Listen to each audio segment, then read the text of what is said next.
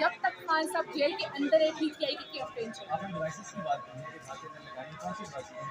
Bugged हुए हैं। आप ये तो वही हमें बता सकते हैं, हम ढूंढ रहे हैं वो डिवाइसेस, क्योंकि जो भी कम्युनिकेशन हो रही है घर के अंदर वो लीक है, चाहे कॉल पे बात हो रही है, चाहे जो मर्जी हो रही है। हमने डिवाइस इंस्टॉल किए, मैं ऑन द रिकॉर्ड कह रही हूँ, और हम उसको ढूंढ रहे हैं, लेकिन हम पिछले 2 दिन उसको ढूंढ नहीं पा रहे, क्योंकि हमें अंदर एक्सेस नहीं दी जा रही कि कोई एक्सपर्ट जाए वो ढूंढ के निकाल सके। मुनाफों के हक में हर फैसला जो है गैर आईनी है, इसके पीछे की सबसे बड़ी वजह क्या है?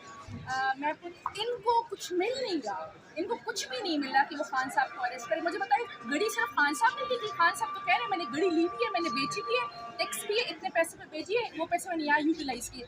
जिन्होंने BMW और मर्सिडीज़ें ली हैं उनसे कोई नहीं पूछेगा, लेकिन ये तो कहते हैं ना, ये सियासी जो है ना विक्टिमाइजेशन हो रही है, इसका कोई भी नहीं है। सिर्फ खान साहब अंदर किया जा रहा है, जो मर्जी करे, शौक उनका पूरा हो गया है, खान साहब को अंदर कर दिया है।